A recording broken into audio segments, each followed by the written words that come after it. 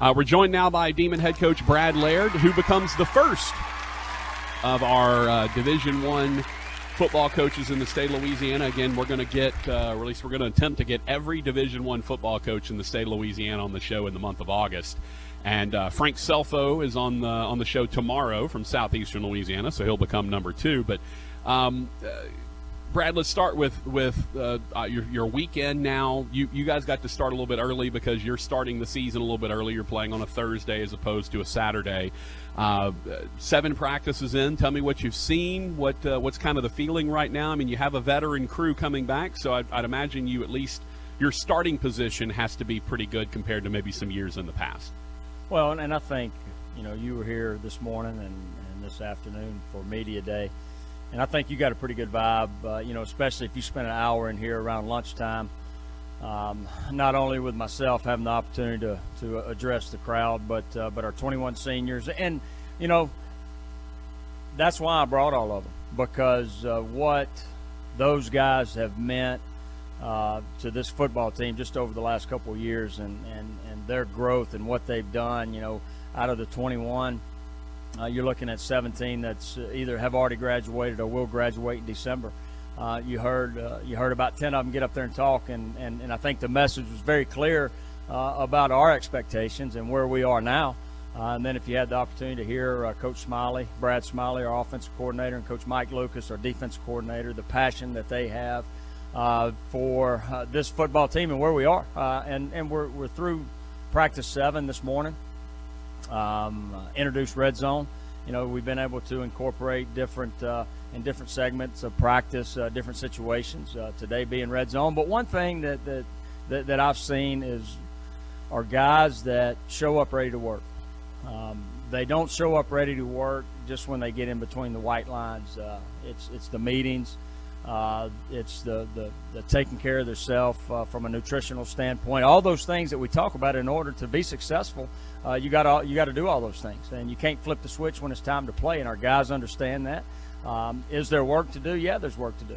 With only 7 practices, we got to become more consistent in all 3 phases. But we've seen guys over the first 7 days step up to where, we know what this football team can be about. It didn't take me these 7 practices because I saw what these guys did starting in January, and the growth that the guys that we had here, what they did and how they bought into the process, but also the guys that we've added, whether we added in the spring or we've added late, that have really jumped in to really magnify the expectations that we have.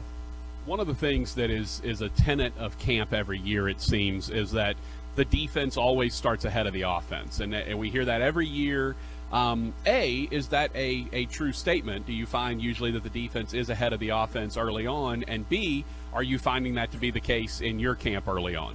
Well, because of what we're able to do in July, to be able for a couple hours a week have the OTAs, some things I guess just 2 years ago when they changed that, has allowed us as coaches to be out there without a football. And so you're more advanced, really once you step on the field. I mean, our installation's in. Now we're just kind of reviewing it. What I've seen in the first 7 practices is, you see good days by the offense, good days by the defense, because usually if the offense has a good day, the defense is not going to have a great day. But I've seen a lot of consistency with that as far as, both sides making plays throughout practice. And, we didn't put on pads till day 3, so to really say that the defense was ahead of the offense, I would probably say the first day we had pads on, the defense was ahead. And then you saw the offense bounce back. You've seen the defense bounce back. So that's the way this camp has been. But, a lot of the times you do see where the defense is probably a little further ahead. Does it make it difficult? One of the things that I've always found is when I talk to coaches, especially when you talk to the coordinators, and the coordinators say, oh, well, we had a really good day today, which, the offensive coordinator says we had a good day today. Defensive coordinator says we didn't have a good day today. And then the next day maybe it's the defensive coordinator says we had a good day today. The offensive coordinator says we didn't have a good day today. As the head coach, now you're a defensive guy who played quarterback at here at NSU. You're still the career passing leader.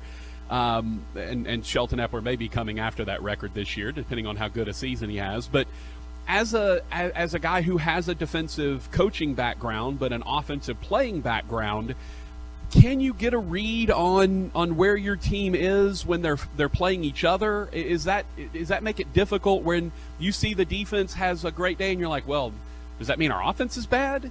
Or you see the offense have a great and you go, well, does that mean our defense is bad? Is it hard to understand the positives when it can be so easy to flip on it and go, well, maybe that means the other side isn't really good? Well, first of all, the quarterback part of it has never left me. I know you talked about I've been on the defensive side of the ball. I tell you, it's been tough. And as a head coach, when you go through spring, the 15 practices that we get, and 7 practices of fall camp, I got a good day and a bad day every day, because I'm stuck in the middle. Because you ask yourself that. But what I like, as I look at the situation, I've seen our offense have good days. I've seen our defense have good days. So that in itself tells me, it kind of helps me where we are as a football team, because each and every day as I walk off, I'm stuck in how was your day? I don't know. I'm somewhere in the middle, to be honest. And that I don't have an answer for. What I do see is when a group has a bad day, coming out, correcting the mistakes that they made. I do see that, which tells me the coaches are doing a great job and the players are doing a great job as they study, as they watch film, and preparing for the next day. Let's talk about some specifics with your team, because part of this is I'm letting people get a little deeper dive into all of these teams when we have the coaches on.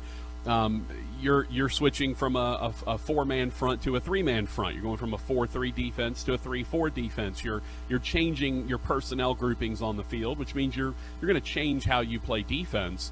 Obviously, the installation seems to be going well, but have you seen the results that you're looking for from this change? Well, the thing, and I assume we're going to start defensively when we're talking about our football team. When Coach Lucas went to this in the spring, you saw the continuation of stress and takeaways. It was something that was huge for us last year. It continued to be consistent this spring and this fall. But there's no doubt with the personnel that we have, with Coach Lucas's background in this scheme, how the players have bought into it, how the coaches have bought into it. And what it does from a defensive perspective in regards to an offense, because our coaches talk a lot. What's giving you problems? What do we need to work on? And so schematically with what we're doing, it's made Coach Pond look at things a little bit different. How are you going to prepare for this? And then not only the 3-man front, then we go into a nickel. Which we introduced today, a nickel defense, taking a defensive lineman out, bringing another defensive back in, for third down situations. It allows defensively for us to do a lot of things. We're able to do that because of our experience of guys that have played or started over the last couple of years. So there's no doubt what I've seen through 15 days of spring practice and 7 days of fall practice. Really excited about where this group is going into the season. All right, so walk me through this then. As you mentioned, you go to, and I'm a little bit of a nerd when it comes to football. Not enough of one to be a coach, but enough of one to be a decent broadcaster about it. So what you're saying is when you go from a 3-4, which would be a 3-4-4 typically, and you want to go nickel, you pull a defensive lineman. So technically you're going to a 2-4-5. Is what it amounts to. Now, obviously, you've got those outside linebackers at the line of scrimmage, so it plays more like a 4-2-5. But that's kind of an interesting idea to have basically 9 non-defensive linemen on the field at the same time. It's not something that's usual that you see even in a base 3-4, but a lot of times in a base 4-3 either. You might pull a defensive lineman, but a lot of times you're pulling a linebacker. So tell me what that's like going to basically 9 non-defensive linemen on the field. Well, I think you got to look at, the sit down and distance situation first and foremost. It's third and long, and these are going to be percentages that we look at as far as a high percentage of pass. But it gets another athlete on the field that can rush the passer. And when you look at our outside linebackers, which, Patrick, is a little bit different, with who those guys are this year compared to last year would be the easiest way to say it. You know, they're going to be some of our best pass rushers. And so you're keeping them on the field because you don't want to take one of them off because they can easily turn into a defensive end that's rushing the passer, a Jomar Valson, a Landon King, a Kyle Moore. Those guys can do it off the edge.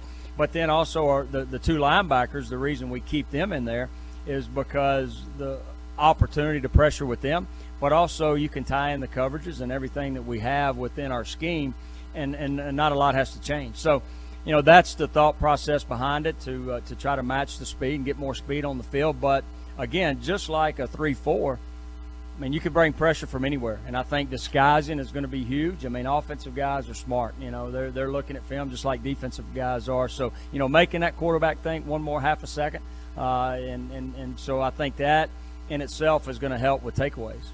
When I think of the 3-4, I think of the old Pittsburgh Steelers with